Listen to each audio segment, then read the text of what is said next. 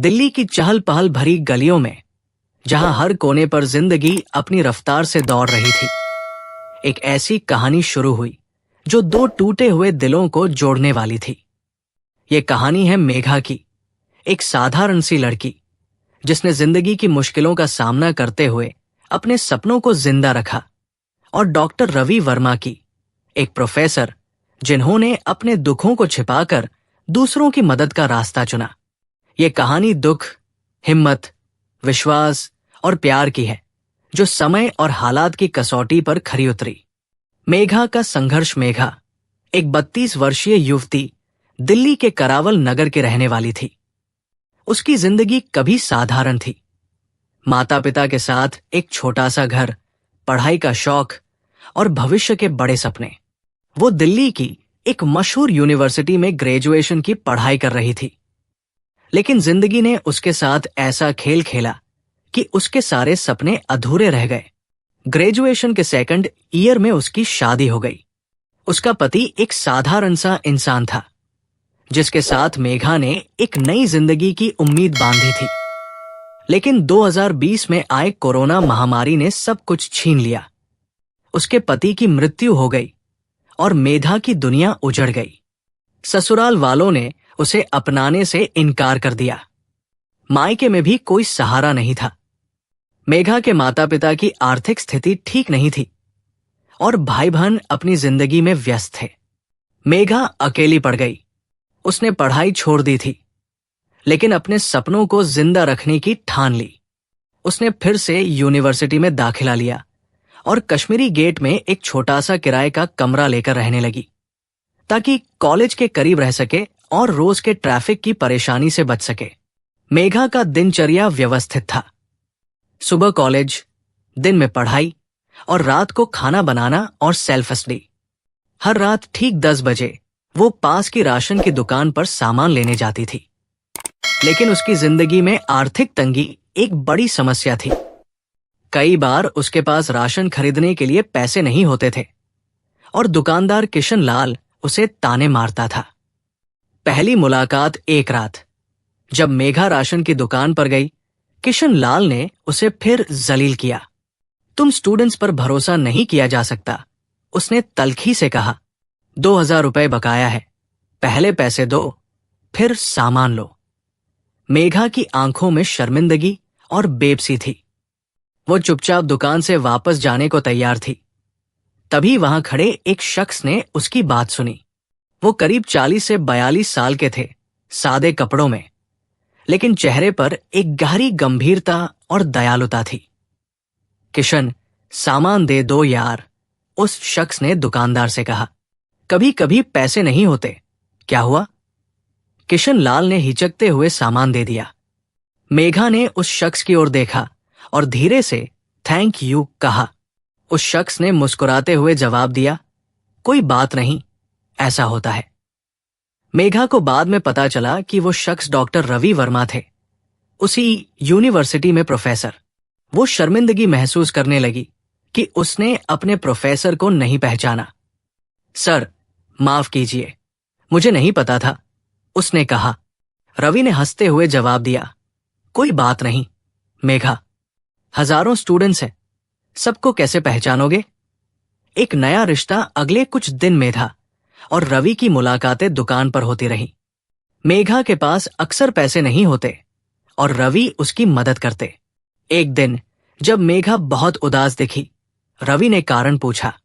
मेघा ने अपनी कहानी बताई, पति की मृत्यु, परिवार का साथ छूटना और पढ़ाई को फिर से शुरू करने की जिद। रवि ने उसकी हिम्मत की तारीफ की और कहा, बीती बातों को भूलो मेघा, जिंदगी आगे बढ़ने का नाम है। रवि की अपनी कहानी भी कम दुखद नहीं थी। उनकी पत्नी और 2 साल की बेटी की एक कार दुर्घटना में मृत्यु हो चुकी थी। वो अपने बुजुर्ग माता पिता के साथ दिल्ली में एक किराए के फ्लैट में रहते थे। यूनिवर्सिटी ने उन्हें कैंपस में कमरा दिया था, लेकिन वो अपने माता पिता के साथ रहना पसंद करते थे। रवि ने मेघा को अपने घर पर पार्ट टाइम काम का प्रस्ताव दिया, खाना बनाना और माता पिता की देखभाल करना। मेघा ने ये जिम्मेदारी स्वीकार की। मेघा ने रवि के घर पर काम शुरू किया। वो सुबह शाम खाना बनाती, उनके माता पिता की सेवा करती और अपने शेड्यूल के हिसाब से पढ़ाई भी करती। रवि के माता पिता को मेघा का काम और उसका व्यवहार बहुत पसंद आया। मेघा को भी रवि के घर में एक परिवार जैसा माहौल मिला, जो उसने लंबे समय से महसूस नहीं किया था। मुश्किलें और राकेश मेघा की जिंदगी में अब स्थिरता आ रही थी, लेकिन एक नई परेशानी ने दस्तक दी। राकेश, उसका पुराना पड़ोसी, जो उसके ससुराल के पास रहता था, उसका पीछा करने लगा। राकेश मेघा की लाचारी का फायदा उठाना चाहता था। वह सोचता था कि मेघा का कोई सहारा नहीं है और वो उसे अपने कब्जे में कर सकता है। मेघा ने कई बार उसे सख्ती से मना किया, लेकिन राकेश नहीं माना। जब राकेश को पता चला कि मेघा रवि के घर में रह रही है, वो जलन से आग बबूला हो गया। उसने रवि को कॉलेज के गेट पर घेर लिया और बदतमीजी शुरू कर दी। उसने रवि के कपड़े फाड़ दिए और चिल्लाकर कहा, तुमने मेरी गर्लफ्रेंड को फंसाया है। राकेश ने कॉलेज में अफवाहें फैलानी शुरू की, जिससे रवि और मेघा की मुश्किलें बढ़ गई। कॉलेज प्रशासन ने जांच शुरू की। मेघा और रवि ने सच्चाई बताई। उनका रिश्ता सिर्फ मदद और दोस्ती का था। मेघा ने बताया कि वो रवि के माता पिता की देखभाल करती है और पढ़ाई पर ध्यान देती है। प्रशासन ने रवि को क्लीन चिट दी और राकेश को चेतावनी दी। पुलिस ने भी राकेश को सख्त हिदायत दी कि वो मेघा को फिर परेशान न करे। दोस्ती से प्यार तक समय के साथ मेघा और रवि की दोस्ती गहरी होती गई।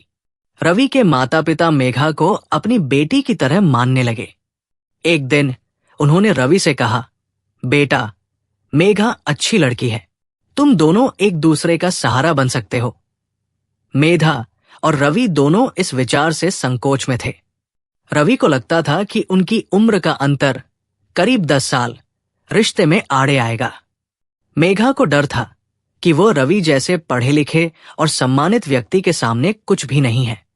लेकिन रवि के माता पिता ने दोनों को एक दूसरे से बात करने के लिए प्रेरित किया। धीरे धीरे उनकी बातचीत में प्यार की छाया दिखने लगी। दोनों ने एक दूसरे के दर्द को समझा और एक दूसरे का सहारा बनने का फैसला किया। मेघा और रवि ने सादगी से शादी कर ली। नई शुरुआत शादी के 2 साल बाद मेघा और रवि एक खुशहाल जिंदगी जी रहे हैं। मेघा अब मास्टर्स की पढ़ाई कर रही है और अपने सपनों को पूरा करने की दिशा में बढ़ रही है। रवि उसे हर कदम पर सपोर्ट करते हैं। उनके माता पिता भी इस रिश्ते से बेहद खुश हैं। मेघा और रवि ने एक दूसरे में न केवल प्यार, बल्कि एक परिवार और एक नया विश्वास पाया। निष्कर्ष, नई शुरुआत एक ऐसी कहानी है जो बताती है कि जिंदगी कितनी भी मुश्किल क्यों न हो, हिम्मत और अच्छे इंसानों का साथ मिलने पर सब कुछ संभव है। मेघा और रवि की कहानी हमें सिखाती है कि प्यार और विश्वास की ताकत से हर दुख को पार किया जा सकता है।